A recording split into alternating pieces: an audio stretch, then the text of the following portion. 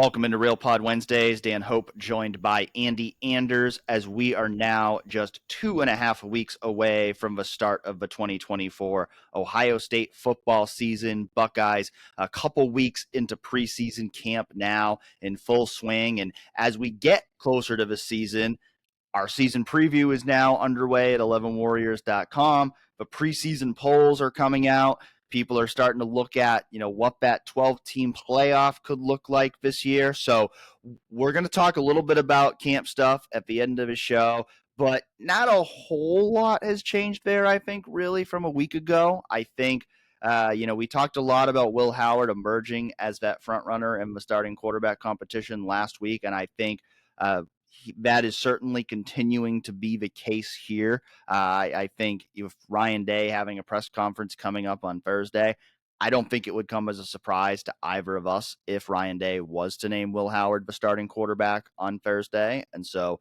we'll see if that actually happens, but wanted to talk a little more today about some kind of big picture stuff for this Ohio State football team as we start looking ahead to that season that's going to start in just a couple weeks. And the AP Top 25 for the preseason officially came out on Monday. Ohio State coming in at number 2 in the AP poll, the same ranking that it came in the coaches poll. And Ohio State, a comfortable number 2 in terms of the points that it received in both of those polls. Yet Georgia still a comfortable number 1. Georgia receiving 46 first-place votes in the AP poll compared to 15 for Ohio State. In the coaches poll, Georgia received 46 first-place votes compared to just 7 for Ohio State. So, Andy, when you look at those rankings, how do you feel about where Ohio State is? Is Ohio State right where it should be, or do the Buckeyes deserve a little more respect? I think they're right where they should be. Georgia's won multiple national championships recently, and I know you're obviously ranking it based on what you expect from these year's teams, but just based on what the track record Georgia has, the talent they've accrued over the years is comparable to Ohio State. I think Ohio State, in my opinion, has the most complete, best roster in the country talent-wise, especially on the defensive side of the football, but you have to go out and prove it on the field, and I think number 2 is right where I would have put the Buckeyes for sure, right behind Georgia. I think the ranking makes a lot of sense, and it's all semantics in the end. They're going to have to go out and win games on the field. Otherwise, none of it matters.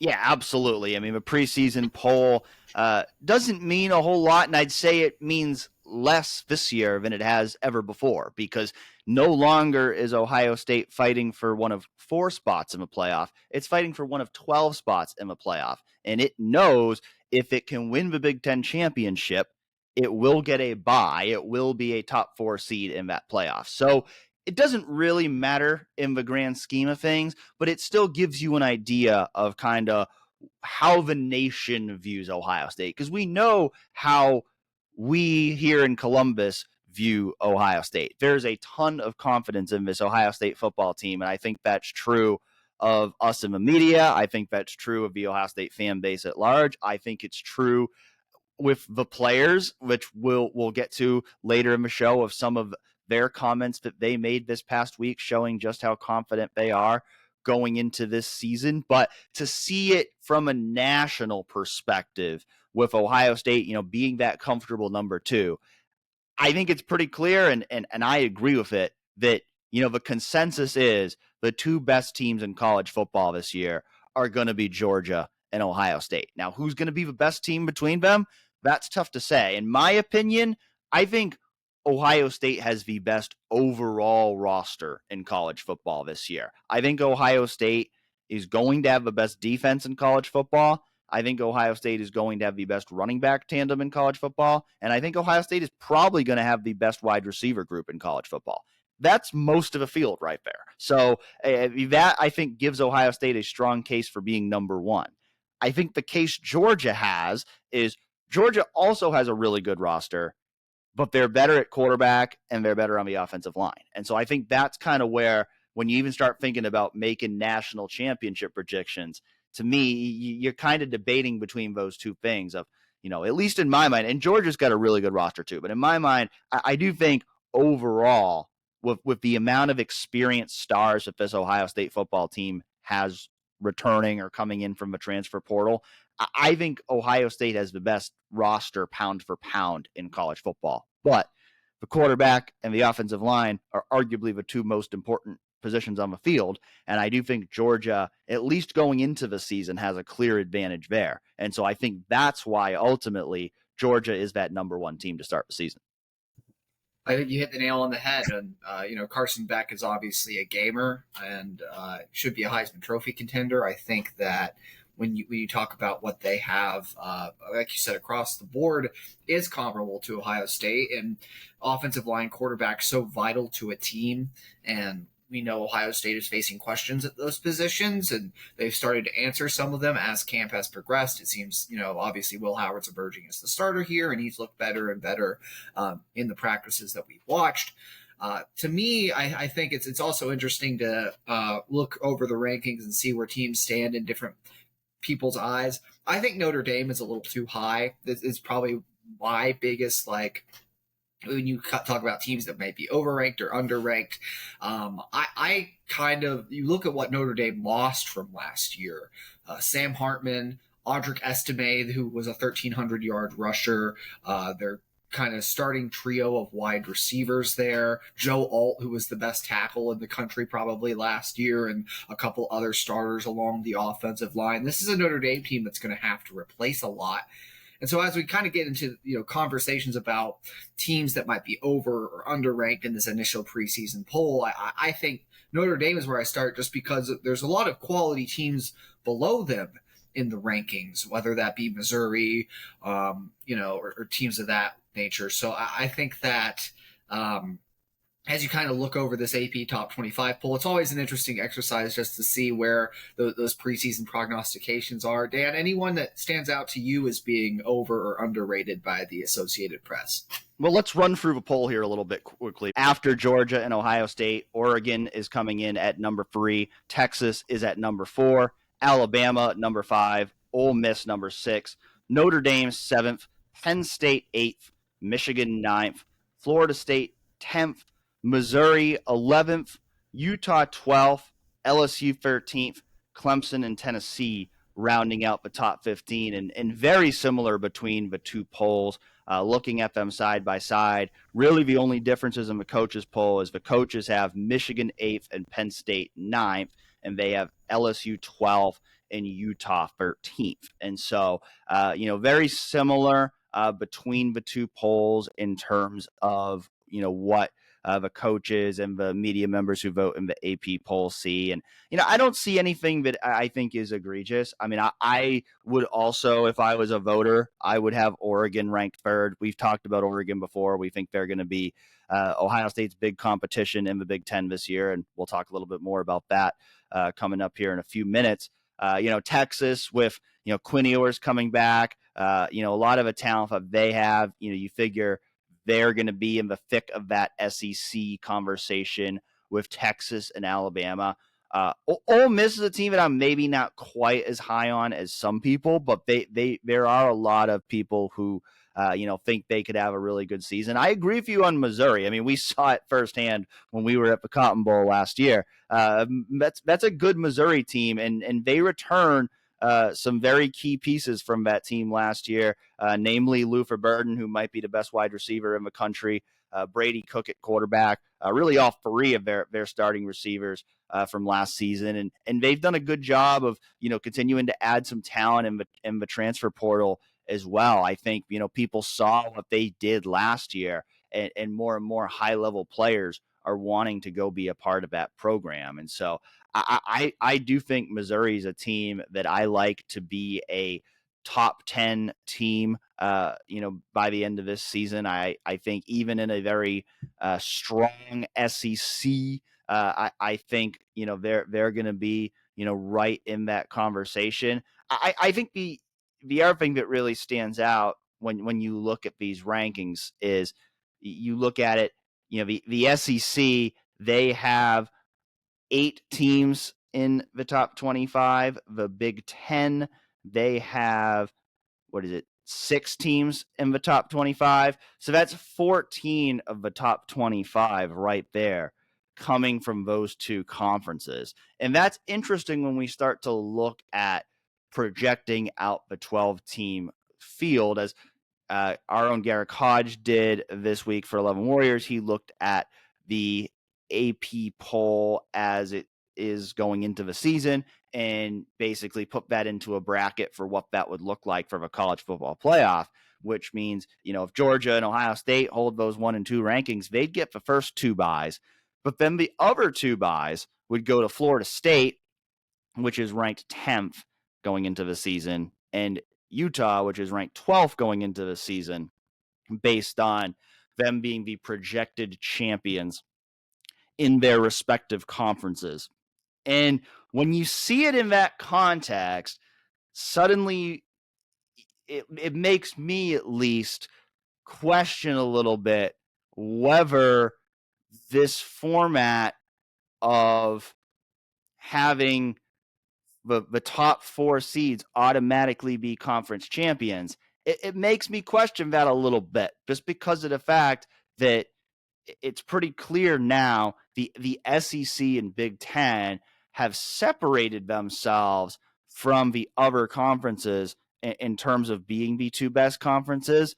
And realistically, those 3 and 4 seeds that get a first round bye, probably at least one of those teams is not going to actually be one of the 4 best teams in college football this year. No, I agree. And I think when you heard earlier this season, around the time of the transition where Ross Bjork was hired, other leaders start calling for, maybe the Big Ten and the SEC should have 4 auto bids to the playoff. That was, I think, something we maybe, you got taken aback by, but it makes sense for where the leagues are trending right now. And these rankings kind of reflect why they might feel they deserve that big of a seat at the table in the college football playoff and with those kinds of tie-ins.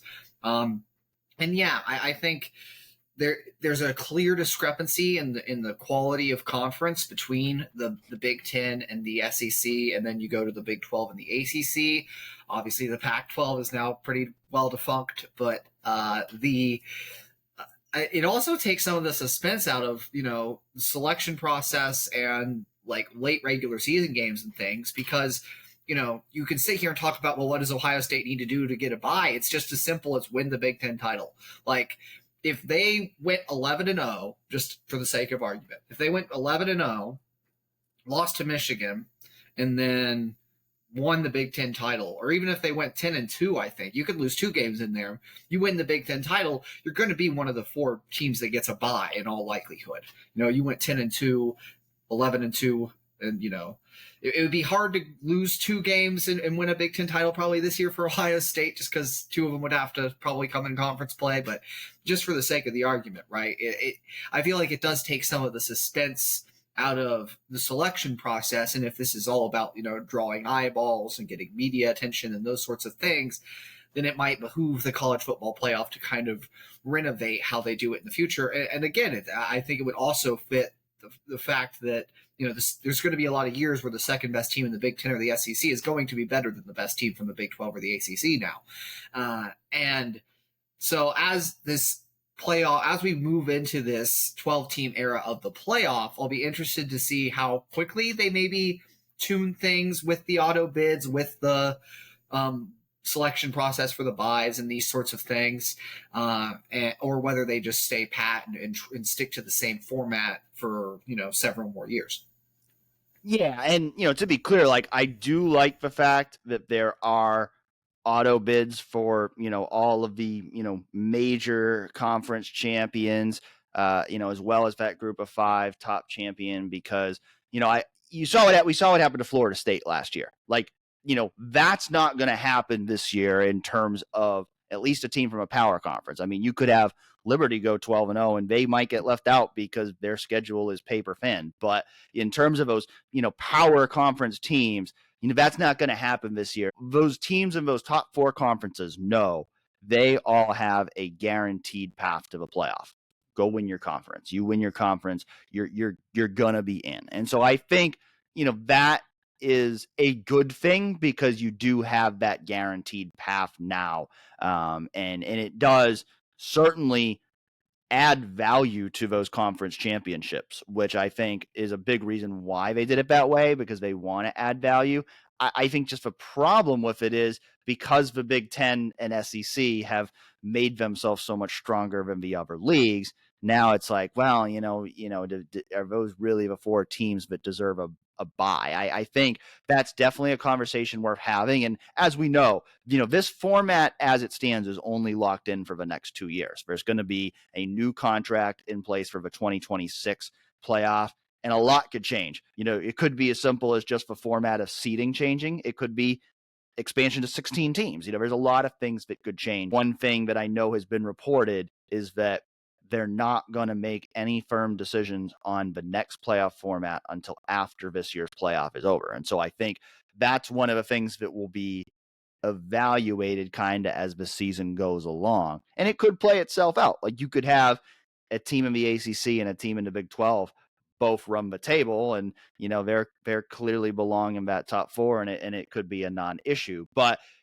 I do know, we were asked by Eric for a piece that he's going to run this weekend to make our predictions for what the college football playoff would look like this year. And I know for me, it was like, okay, which SEC teams do I leave out? Because realistically, when I looked at it for, making my picks for the CFP, I mean, I feel like there's really 6 SEC teams that are strongly in that conversation between Georgia, Texas, Alabama, Missouri, LSU, and Ole Miss. And it's hard to leave. It was almost hard to leave any of those teams out because I feel like they'll all be top 12 teams. We've said it before. We agree that we think it's likely the Big Ten will have 3 playoff teams this year between Ohio State, Oregon, and Penn State. I do not have Michigan in my top 12 because of the fact that they play Texas, Oregon, and Ohio State, who are 3 of the top 4 teams in the country. And I don't think you're getting in at 9-3. And so I have it in my bracket that I submitted. I have, Ohio State and Georgia getting those first 2 byes as the Big Ten and SEC champions. I have Arizona winning the Big 12. That's maybe kind of my upset pick there. I mean, the Big 12 to me, that's kind of where I look at it because I go, that division feels like a total crapshoot. I feel like everybody's going to have at least 1, maybe 2 losses in that conference, and it's going to be kind of a battle royale for who can emerge at the top of that conference. But I'm going with Arizona. I really like Noah Fafita at quarterback. I know they lost a lot of guys transferring after Jed Fish left for Washington, but I still think that team has enough pieces in place where they can be a real contender in that conference. I've got Florida State as my ACC champion. Kind of waffled between Florida State and Clemson there, but I do think Florida State has the slightly stronger roster between them going into the 2024 season. I went with Boise State for my Group of 5 bid. They do have a tough non-conference game against Oregon, but I do think they're the best Group of 5 team. And I think if let's say Boise State goes 11-1 and Liberty goes 12-0, I think Boise State gets that nod because Liberty really doesn't have anybody on its schedule who's going to come even close to sniffing the CFP, whereas Boise State has a much stronger just schedule in general, and I think they'll be forgiven if they lose that game to Oregon because Oregon is almost certainly going to be a CFP team. And so then for my at-large picks, I went with Oregon, Notre Dame, Texas, Penn State, Missouri, Alabama, and LSU. And some people probably think I'm an SEC homer for putting 5 SEC teams in the field, but it's a strong conference. They got a lot of really good teams. And I do think the other thing that's going to be very interesting to see with this committee is like, okay, let's, if you're debating, whether it's a, 11-1 Clemson versus, a 10-2 SEC team, or it could be 10-2, 9-3, whatever. It's going to be interesting to see how does the committee weigh the fact that the SEC and Big Ten are clearly the two best conferences versus teams' overall records. And I tend to think, certainly in case of identical records, the SEC and the Big Ten are going to get favored over the other conferences. I'm going to be interested to see, could we see, teams with worse records in the SEC and Big Ten get those at-large bids over teams in the ACC and Big 12 just because the committee can sit there and say, well, those teams had a much tougher schedule because of a conference variant. No, that'll absolutely be an interesting debate that comes up when you're deciding, along that 12 seed line, who are the last handful of at-larges that go in, or I guess the 11 seed line, because that 12 is probably going to go to the group of 5 champ. But running through my playoff picks too, Ohio State, Georgia are my Big Ten and SEC champs, just the same as you. I have Oklahoma State winning the Big 12. I really like what they have on offense, especially with Ollie Gordon, who was, we submitted our Heisman picks as part of this. I was shocked to see, you can get some really long odds on Ollie for the Heisman, it seems, because the top 23 on it was either DraftKings or FanDuel. The top 23 Heisman odds are all quarterbacks, which is crazy. Chase wrote about that in the Skull session this morning, our own Chase Brown here, who works with us at 11 Warriors. So, but I really like what Oklahoma State has, and I'm a big believer that they can go out and win the Big 12 this year, now that Oklahoma and Texas are gone, sort of the demons of that league. But you got Florida State. I'm also with you as the ACC champ. And then my group of 5 champ, or the group of 5 champion I have getting into the playoffs rather, is Tulane. Tulane's got an interesting setup because they have games against both Oklahoma and Kansas State in their non-conference. So if they can pull an upset there and then go undefeated in the American, I think they'll have a fantastic shot at getting in with a one-loss resume if you could pull off a ranked upset there. As far as other at-larges go, Texas, Oregon, Missouri were the 3 easiest picks for me. I think that those 3 for me are kind of in another tier below those conference champions, or even better than, maybe, like, I would probably say Texas, Oregon, Missouri have better teams coming back this year than, I'm an Oklahoma State believer, like I said, but I think they're a tier above them probably. Penn State, we've talked about that before. Clemson, I think, will still get in despite not winning the ACC title this year. I think they'll be right on that borderline case. I'm actually probably going to switch up a couple of my picks here. I would probably put Ole Miss into the playoff just right now as it stands. And then my last team is Kansas. I wanted to put a wild card pick in there. I like the Jayhawks, and why not throw a second Big 12 team into the mix? So those are the rest of my at-large selections. To make sure I heard you correctly, did you not have Alabama in your playoff? I did not have Alabama in my playoff, no. It's interesting because I debated leaving them out too, because they've got a tough schedule. If you look at their schedule that they have for this season coming up, they got a tough road to getting, the record they're going to need to playoff. They play Georgia, they play at Tennessee, they play Missouri, they play at LSU, they play at Oklahoma. So there's a lot of potential pitfalls there for Alabama. Now, again, why did I put them in? It goes back to what I was just saying about kind of that benefit of a doubt, where, again, if it's 10-2 Alabama versus 10-2 Clemson, like, Alabama's getting that nod because their schedule is clearly stronger. So that's why I personally went with Alabama, because I just think they're going to get that benefit of a doubt if it's a close conversation. But I think that's where the suspense comes in. Like you were talking about, like, does it take some of the suspense away for buys?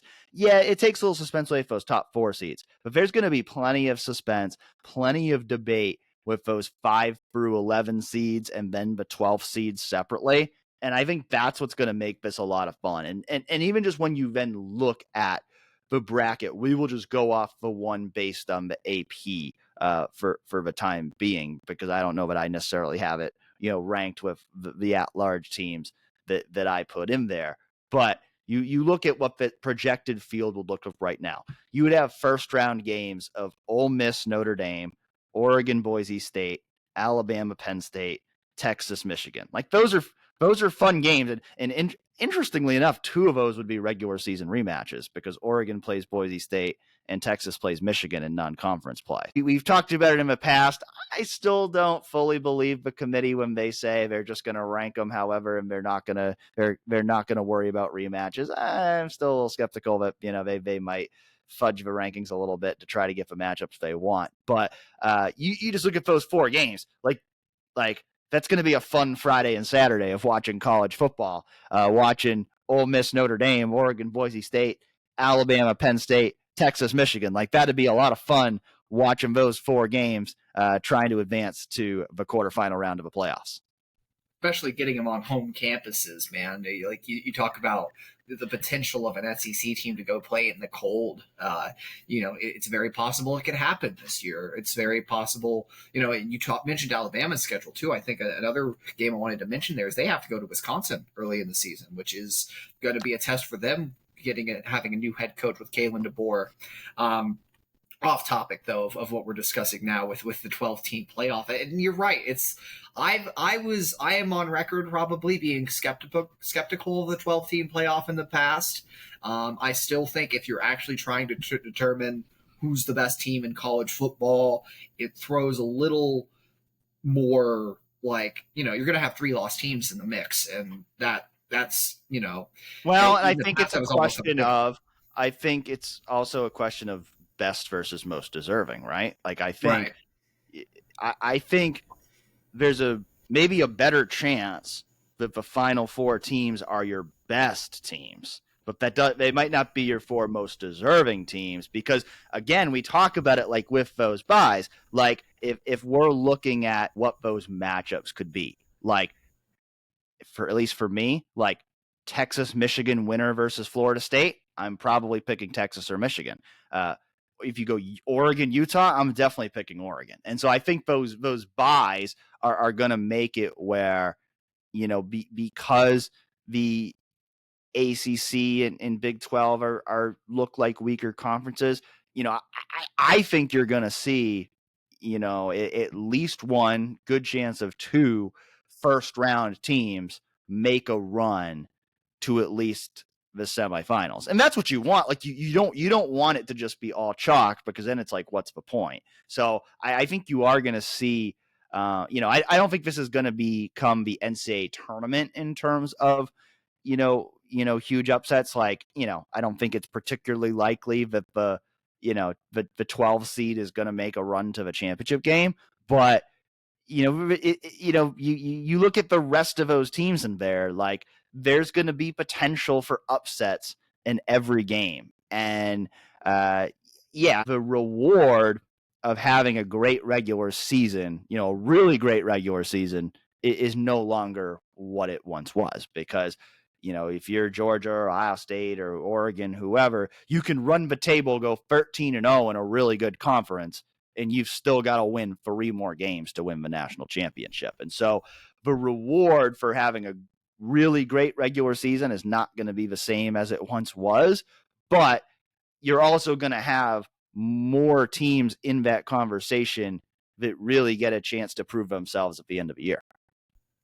Right. And a lot of the point I was getting to is that, someone who was skeptical of the 12-team playoff, when it was first announced, when we were talking about expanding from 4 in the past, I think the fun element is maybe something that I undervalued. It's just like getting to see these matchups that you couldn't imagine having this many great high-end matchups on a weekend with these 4 first-round games on campuses you're going to get. You're going to see like the upsets, like you said, maybe a Cinderella run happens. Maybe a group of 5 team makes a semifinal one year. That would be really fun. I just think the trade-off for me was always what you said, is that the value of the regular season was one of the things that made college football unique for me in the past, in terms of that you had such little margin for error. You look at all the pro sports leagues around, a lot of the other college leagues, you can afford to lose games in a lot of places and still go win the ultimate prize of whatever the championship for that sport is. But that was one of the things that separated college football in the past. However, I'm not sitting here saying it's a bad trade-off to lose some of that regular season value and get the element of fun that the 12-team playoff is going to bring. And now that it's here, I'm fully embracing it. I'm fully on board. Let's go. I'll be ready to watch those first-round games on campuses, ready to cover one if Ohio State plays one the first round of the playoffs. And I'm excited for it now that it's here. That's kind of the overarching message I want to get across. As someone who was skeptical in the past, now that it's here, I'm ready to roll with it. Well, at the end of the day, it's entertainment, right? Like, at the end of the day, like, it's supposed to be fun. Sports are supposed to be fun. So it's okay. It's okay if you have some added variables that, maybe don't always necessarily result in the two best teams playing in that national championship game, but it's going to be a lot of fun to watch. And like, if at the end of the day, sports supposed to be fun. I mean, again, like, you think about it with college basketball, like how fun March Madness is. We could certainly sit here, I think, and rationally agree that the March Madness does not always result in the best team winning the national championship, but it's a lot of fun to watch. It's why people love college basketball. And so I think, this has the potential to even kind of bring in audiences, maybe people who haven't been as excited about college football as maybe the NFL in the past. I think you might get some more of those people tuning in to watch this playoff. People who maybe don't live it and breathe it like every week like we do, like so many of our listeners do, the people who are maybe more casual sports fans. I think this is going to bring more of those people in to watch college football in a way that maybe the current structure hasn't. Yeah, and it'll also, I think, pay dividends in terms of parity, which is something that, we've talked about in the past, where if you are a team that's made the playoffs, normally the number 11, 12 team in the country isn't going to be able to contend with the biggest programs for the most attractive recruits, but you can pitch them on, hey, we've made the playoffs. We've shown that we can contend for the national title, and now you can be one of the pieces that helps us get over the top and actually try and win this whole thing. I do think it's going to be good for parity in the sport too, for people that are, a lot of people are fans of parity. So that is another element of it that I think will be beneficial moving forward. This has all been a lot of great national conversation, Dan, but I do think we want to get back to talking a little bit about Ohio State and what their schedule looks like this year, what their path to the playoff kind of looks like. Our win confidence rankings came out this morning on 11 Warriors, and I think there's a clear division of games between, and you split it up this way, sort of the tiers of games that Ohio State will play this year. In Tier 1, it's the first three. It's the non-conference, Akron, Western Michigan, Marshall. Those are all games Ohio State should cruise through in the non-conference. Then you step it up a tier. You got Purdue, Indiana, Northwestern, which should on paper be your easiest Big Ten wins, especially those that are at home. Michigan State on the road, sort of in between Tier 2 and 3, on paper, given how much Michigan State has struggled in recent years, some of the turmoil that program has gone through with what happened with Mel Tucker last year, all of that, on paper should be one that's easy enough to win, but, on the road, you never know what can happen. It's the Big Ten. Michigan State's given Ohio State plenty of issues in the past. Nebraska and Iowa kind of in that can't be overlooked tier. You shouldn't really sleep on those teams in those games, even though you play both of them at home. Those are two teams that could have, I just think, really good quality teams this year. And then Tier 4, the three games we've talked about all offseason as the three biggest tests for Ohio State this season: at Penn State, at Oregon, Michigan. Oregon was ranked as the toughest game by our collective vote of the staff. Michigan was number 2, and then Penn State number 3. As your kind of 12th lowest confidence for Oregon, right? So we ranked it as the toughest. So Dan, are there any games that you think that you would put higher on that list or lower? Are there any, I guess, what game do you also point at maybe outside of those big three and say, this is the team that could give Ohio State the most trouble?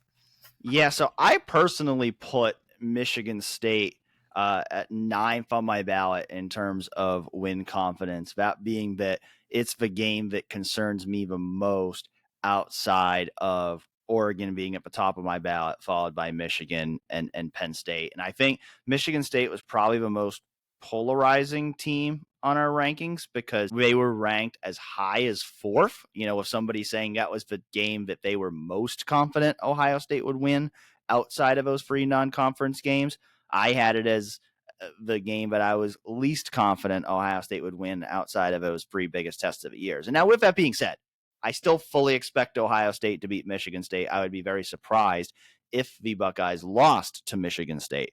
But the reason I put them there were a couple reasons. One, it's the first road game of the year, and it's the first conference game of the year. And so while Michigan State may not be expected to be a good team this year, it's still going to be a significant step up in competition from Akron, Western Michigan, and Marshall, who everybody on our staff agreed are the 3 easiest games of the year. And those are 3 games that, frankly, have no business being competitive or close in any way. I mean, those are 3 teams that are not even good teams really by group of 5 standard, let alone going up against maybe the most talented team in the country. And so the Michigan State game, that's going to really be kind of the first real game of the year to some degree for Ohio State. Again, having to go on the road, having to play a Big Ten team. And I think the big wild card for me for Michigan State this year is Aiden Childs, because if Aiden Childs lives up to his potential, he could be right up there as one of the best quarterbacks in the Big Ten this year. Just seeing what he did in limited action last year at Oregon State. He's got a rocket arm. He's a great athlete. He's a guy who's got all the tools to where he has the potential to be a very, very good quarterback in the Big Ten over the next 2 to 3 years. And so, he doesn't have a ton around him to work with. And so I still think, Ohio State's defense is going to have the upper hand in that game. I don't think Michigan State's defense is going to match up great with Ohio State's offense. But I put that game, above Nebraska and Iowa in terms of the toughest games, because it is on the road, and there's going to be a lot of unknowns going into that game. I do think, as you said, Iowa and Nebraska are 2 other games that can't be overlooked. I mean, Iowa might be Ohio State's top competition for having the best defense in the conference.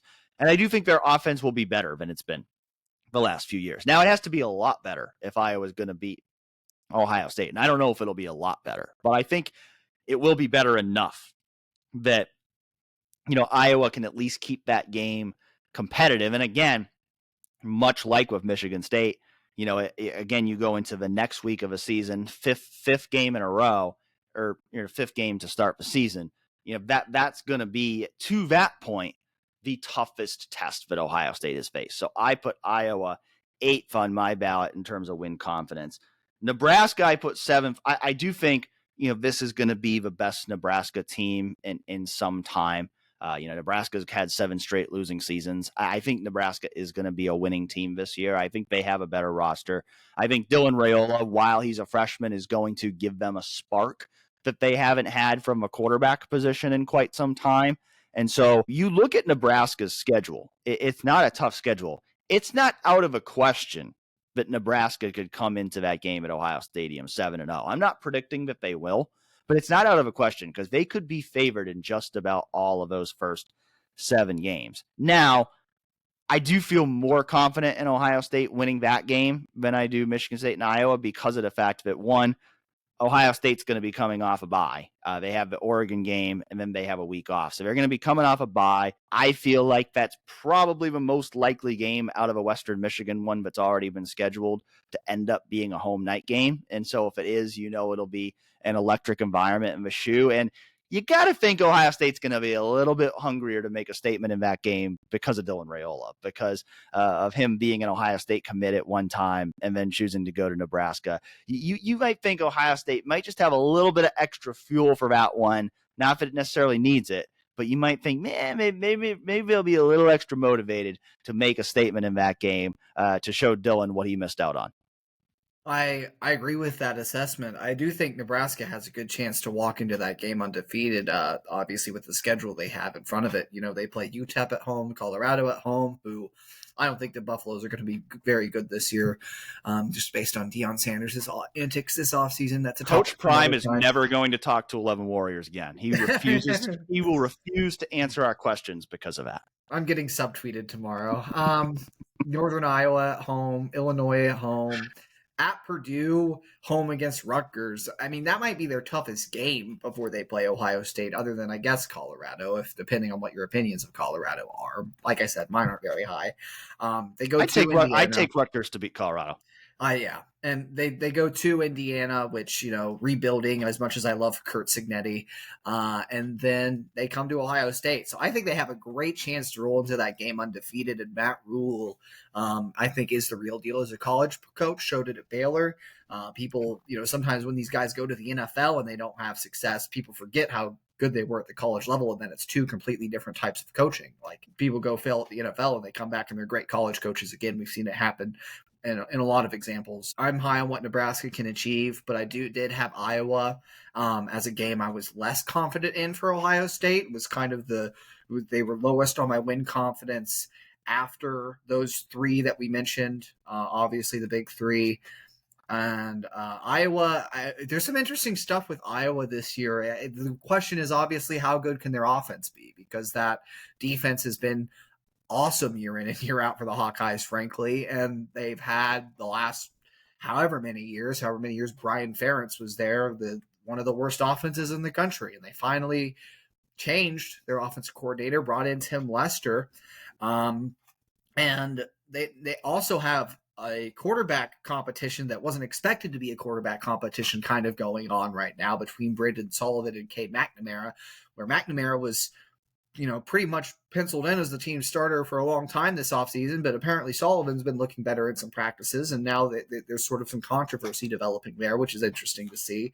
So where Iowa's offense is at is going to determine how big of a challenge that is for Ohio State, because I've said it before, like, Iowa had national title caliber defenses some of these years that was made to look like, a B tier at best team because of how bad their offense was. If you had even a mediocre offense on some of those Iowa teams, heck, they could have been in some of the college football playoff discussion, even, I think, if you had average for the Big Ten or better offenses. So what they can do, what Tim Lester can do in year one, and it's tough to implement a scheme that quickly, is going to determine a lot for that game, obviously. There was a discrepancy in our top three in the fact that I was more confident in Ohio State's ability to beat Michigan than you were. We had them flipped. I had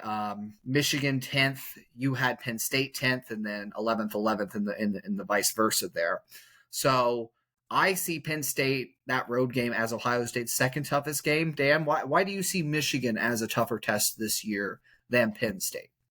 Because Ohio State has lost 3 years in a row to Michigan, and it's beaten Penn State 7 years in a row. It's really that simple. I mean, to be honest, I think which one of those teams is better, I could go either way on that. I think Penn State probably will have a better offense this year than Michigan, even with some question marks around Drew Aller and their receiving core. I think their offense will probably be better than Michigan's this year. I think their defenses could be comparable. So, that's one, I could kind of go either way on whether Penn State or Michigan will be the better team this year. As we've talked about before, I have Penn State in the playoff and not Michigan because Michigan's schedule is significantly tougher than Penn State, who really doesn't have any tough games on their schedule outside of playing Ohio State. And so who's the better team there? That could go either way, but I have Michigan as the tougher game because Ohio State has to prove that it can beat Michigan, whereas Penn State has to prove that it can beat Ohio State. And I can see the other side of the argument because you're going to play Penn State on the road, whereas you're going to have Michigan at home. But just based on the recent history in those matchups that we see every year, I am more confident. I expect Ohio State to win both games, but I am more confident that Ohio State will beat Penn State than I am that Ohio State will beat Michigan. Yeah, and that's absolutely a valid point. For me, I'm always like, when I'm looking at a team's schedule, sometimes I try to isolate previous years and previous trends, because I'm of the opinion, and this isn't like I don't think there's a right way to think about this. I'm of the opinion that last year and trends against certain teams don't influence the results of the following game as much as sometimes it's made out to be. Like, it's a little different in this rivalry, I'll grant, because you look at like what happened in the Cooper years and all these things, and the dominance that Ohio State had under Tressel, under Urban Meyer. This game's a little different, maybe. But for me, I always think that, yes, Ohio State needs to prove they can beat Michigan this year, but I'm not sure if the narrative and the expectations surrounding this game will play as much into it. And when I look at just like, I think Penn State and Michigan have pretty comparable rosters, like you said, and I think it's just much tougher to go on the road. It's super loud in State College, and that side of it is why I ranked them ahead of each other. But obviously, we're a long way off from either of those games. Ohio State still going through fall camp, and we didn't learn necessarily as much from this past week as the week before we recorded our last episode of Real Pod Wednesdays, because we got to watch a bunch of practices. We had more interviews, although we had plenty of interesting interviews from this week. Still, just headline here, Will Howard has not been named the starting quarterback yet, but things continue to sort of be trending in that direction. And to me, I think there's a good chance he's named the starter this week. Could happen. And I think one of the reasons I feel that way is because of what Ryan Day and Denzel Burke especially said about him this week. Will Howard's been gaming. He's gotten a lot better, and he's been doing his thing. Great reads. He's only thrown one interception all camp. Yeah, I saw it. And it was to you. And, but nah, man, he's a great leader. Great person. He's a vet, and he's a great quarterback. I think this preseason you've noticed a total command of the offense. He's put some work in, I think, this summer, not only on his body, and by the way, I think it was 2% body fat that he changed, and so that part was big, but also just understanding of the offense. He's worked on his throwing mechanics, but if you just said, give me the one thing that looks different this preseason, it's his command of the offense, the way that he's making decisions, and his movement. We've talked about it before, but Denzel Burke has almost felt like the arbiter of truth on Will Howard, because he's known for being blunt, for being straightforward, for not sugarcoating things. If somebody's not doing great in practice, he's not going to come out there and say, oh yeah, he looks great. He's not going to always give you that politically correct coach speak answer. He's going to kind of tell you how he feels. And when we had talked to him in the spring, when we had talked to him at Big Ten Media Days, it was a lot of, I've got to see more from Will. I hope he gets there, but we haven't seen it yet. And his tenor was completely different when we talked to him last week, of like, oh yeah, he's a great quarterback. Like, he looks great. So to hear him say that, I think that really, again, like when we talked about our concerns about Will in the spring, like I feel like kind of the first big red flag for me was when Denzel came out and said, yeah, we'll see about him. That was kind of when I'm like, oh, okay. Like, do we need to like actually watch for like a real quarterback competition here? And I think now you kind of flip the page the other side and go, okay, if Denzel Burke is sitting out there and he's saying, yeah, this guy's a great quarterback, like we love what we're seeing from him, then Will Howard's going to be the starting quarterback. Like, I think it's only a matter of time before Will gets named that starter. We will see what Ryan Day decides to do this week in terms of whether he wants to name a starter or whether he wants to, go into the second scrimmage, see how that plays out before naming a starting quarterback. But I think everything is trending toward that direction. And, Ryan Day has said he wanted to name a quarterback within those first couple of weeks of preseason camp. And so we're getting to about that time, and certainly, regardless of where that ends up going, we'll certainly talk more about that on next week's episode of Real Pod Wednesdays. This past week did give us our first chance to talk to Jeremiah Smith. And he was very humble in his interview. Of course, we've heard everybody else talk about how great Jeremiah is, but Jeremiah said he's kind of trying to block out that noise. He doesn't want to let the hype distract him from continuing to work hard. So he's just kind of keeping his head down and focusing on trying to help the team win games. I think for a freshman in his first interview session as a Buckeye, he really said all the right things, and everybody keeps saying the right things about him, that's for sure. And we got another example of that last week when Jeremiah Smith was one of 10 players named as Iron Buckeyes by Mickey Marotti and his strength and conditioning staff. All the other players on that list are in at least their third year at Ohio State. They're all expected to play major roles for Ohio State this season. Jeremiah Smith became the first freshman ever named an Iron Buckeye by Mickey Marotti and his strength staff. So that just tells you right there, we've heard Ryan Day say it before. I mean, it's clear this guy is freaky talented. I mean, his ability is through the roof.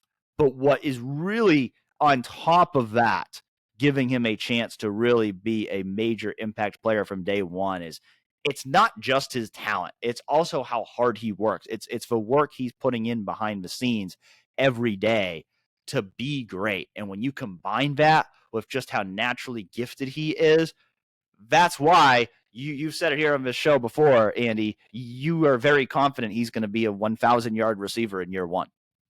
It's been amazing to also just to get to talk to him. We don't normally get to talk to freshmen in the preseason before their first year at Ohio State. We also got to talk to James Peoples last week, so it's been cool to see that access sort of opened up. But when you just stand there and listen to Jeremiah speak, and just this is a kid who has literally the world in his hands, and just all this hype around him, and he's so down to earth and humble when you speak to him.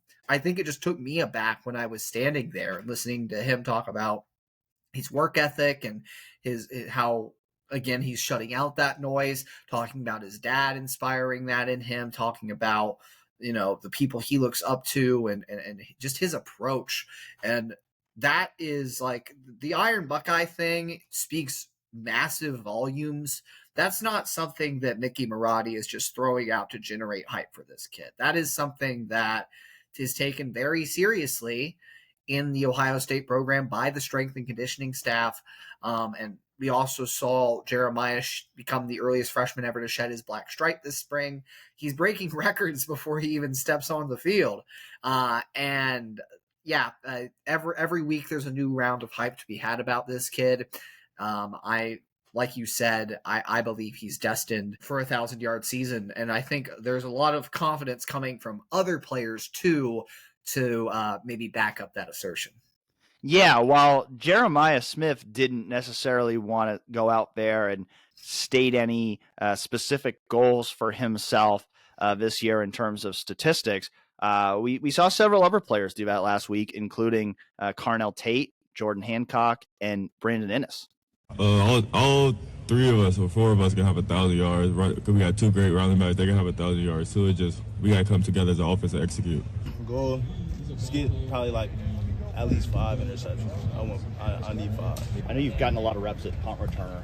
What kind of asset do you feel like you can be if you end up getting that role this year? Oh, I'm definitely going to score a touchdown. I got to. We have the best running backfield in the entire nation, and we have the best receiver unit in the nation. So we're kind of jack of all trades. It's clear this team does not lack confidence, Andy. Now we know, this can go two ways. This is it's not a bad thing that this team has a lot of confidence. I think, they go out there and they play with that confidence that manifests into playing in a very confident way on the field. I think it can be a very good thing for this team. They might need that confidence to get them over the top in games like the Oregon game and the Michigan game and the Penn State game, like we just talked about. But you now have to go back it up on the field. Trash talk only becomes a negative when you can't back up the talk, because if you're going to get in the face of your opponent and let them know, hey, this is how it is, then it's got to be that way.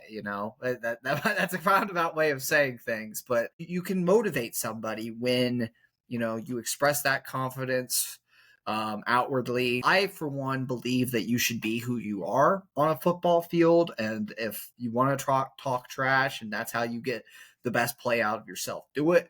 If you don't, then don't, don't force it. But it's clear that it's a part of this team's identity. When you listen to these receivers and these defensive backs talk about the practice battles they have, especially when Davis Igbinosun gets brought up and just how much trash he talks, you have a crop of South Florida-based receivers kind of behind a mecca, right, with Brandon Ennis and Carnell Tate and Jeremiah Smith, these guys that played for South Florida Express. Trash talk is a part of the culture there. It's a huge, that competitive fire is a huge part of why that area of the country produces so much great skill talent. And just the battles that are being had in practice, it's very entertaining to listen to Brandon Ennis and these players talk about, just the drawing back and forth that goes on between these veteran cornerbacks and these South Florida boys. Has the trash talk intensified in fall camp? Oh yeah, for sure. Me and ITB probably have went at it every day so far in fall camp. Yeah. What's your main way to try and get under his skin? Probably my main way to get under his skin is just say some things I can't say right here. But, yeah, that's pretty much it. Yeah, we've heard Brandon Ennis say it before. Davis Igbinosun, he's almost like an honorary South Floridian, with like he has that dog mentality, as the kids like to say, that is reminiscent to what Brandon Ennis and Carnell Tate and Jeremiah Smith have seen down there playing their high school football in South Florida. And I think those receivers and DBs, they're having a lot of fun with it. I think the receivers, they feel like they're the best receiving corps in the country. The secondary, they feel like they're the best secondary in the country, and so they feel like they're just getting each other better every single day. And I think they feel like, most of his games, like this is going to be harder than most games. Like going up against each other is going to be harder. So I think they just feel like they're making each other better. I think it's very healthy, the competition. I think, the trash talk, it's not anything negative, it's not leading to, fights or anything like that on the field or bad blood. It's just really just that competitiveness in both sides really kind of fueling each other up. And we talked about that, going into camp. But the thing you really needed to see was, we know this defense is going to be really good. You need the offense. The offense does not need to dominate out there. It shouldn't dominate out there because that defense is too good. But they need to be competitive. They need to get their wins. You want to see the wins on both sides. And you get the impression that's been the case. We weren't able to attend the scrimmage on Saturday. We aren't expected to get to watch any more practices before that first game on August 31. So now we're kind of going more off of what we hear versus what we see. But it was great getting the opportunity, to watch 5 preseason practices. I think that gave, certainly me, a better feel for kind of where this team is at. And it doesn't feel like there's a ton of, unanswered questions left at this point, more than just like, how good can this team really be? Like, I think we expect, Will Howard's going to be that starting quarterback. I think right guard is still probably the biggest question mark in terms of who's going to be that starter. We saw when we were at practice last week, a lot of the offensive linemen were sick. That included Carson Hinsman. And so we haven't really gotten to see a full look at that right guard competition. I think Tegra Shabola has done a good job of taking advantage of those reps that he's gotten, but we haven't been able, at least with our own eyes, to see enough of Carson Hinsman yet to really evaluate him in that battle. And so I think that's still a question mark, but one that they have to kind of get straightened out here over the next couple weeks. I know we have been impressed, though, by what we've seen from the defensive line depth. Anyone in particular, Andy, that's really stood out to you? From the defensive line depth, specifically, I would say, we've talked about that next wave of guys. Hero Kanu has been awesome in these practices. They've kind of mixed in a lot of the depth with the starters, trying to keep guys, especially JT Tuimoloau, while they has had limited reps. They're keeping some guys healthy, and I think that's smart with how many reps are on some of these guys' bodies. You want to get them obviously in season form, but you want to manage just the hits they're taking. I think Eddrick Houston's really stood out, especially the later practices we saw. And he's not going to be a part of the defense this year in all likelihood. They have 3 defensive ends behind Jack Sawyer and JT Tuimoloau that are likely ahead of him on the depth chart with Mitchell Melton, Caden Curry, and Kenyatta Jackson Jr. But for the future, that's a great trend, and I could definitely see him getting involved in the defense next year. 5-star defensive end, and I think he's shown some of that ability here in some of these early practices. Another guy I wanted to highlight that I don't think we've talked about enough is Carnell Tate. I wrote a story about him earlier this week. All the hype that's surrounding Jeremiah Smith, and I've mentioned what I've seen from Brandon Inniss a few times in practice, I think, whether it's in these or press coverage from our observations. But Carnell, I've been really taken aback by his catch radius, and Brian Hartline said it when we talked to them. His catch rate in his hands, I said catch radius already, his hands, in combination with that catch radius, he can jump up and spear a football and just look like suction cups, like the good receivers do, snagging that thing and bringing it down. They can move him around the offense. Brian Hartline says they feel good playing him at, basically all 3 receiver positions. And so I think Carnell Tate is another receiver. It's going to be really interesting to see after Emeka Egbuka what the pecking order actually kind of ends up being. Like, we expect all 4 of those top 4 to get significant reps in the offense, but who's actually, in terms of production, the number 2 receiver, number 3 receiver on this team? That's an interesting storyline for me to follow. I don't think it's one that's going to make or break their season. They're great at receiver either way, but who is it that claims stake to those sort of number 2, number 3 options behind Emeka? And I think Carnell Tate, Brandon Inniss, and Jeremiah Smith have all 3 had awesome flashes in camp that lead you to say, yeah, all of these guys are just going to be really good. It feels absurd to say because I think Marvin Harrison Jr. is the best receiver that's ever played at Ohio State.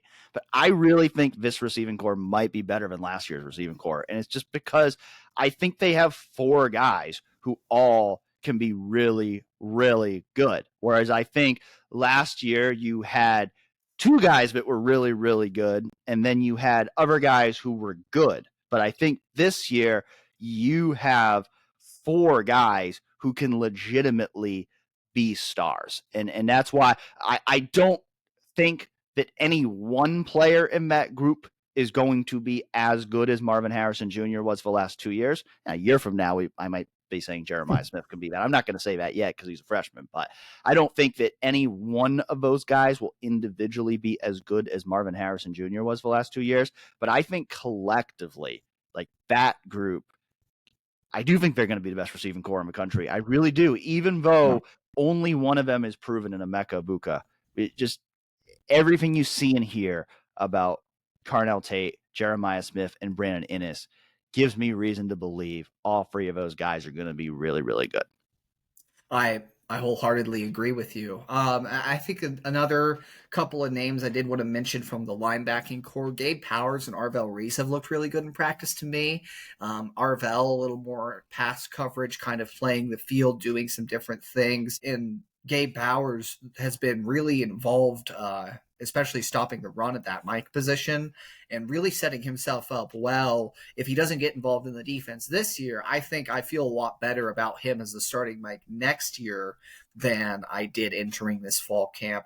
And Arvell Reese is a guy who's I think the more I watch him, the more I'm intrigued by his skill set. So it's a lot of those depth pieces on defense that are really shining in these practices as veterans have reps limited, or, we kind of already know what some of those guys can do.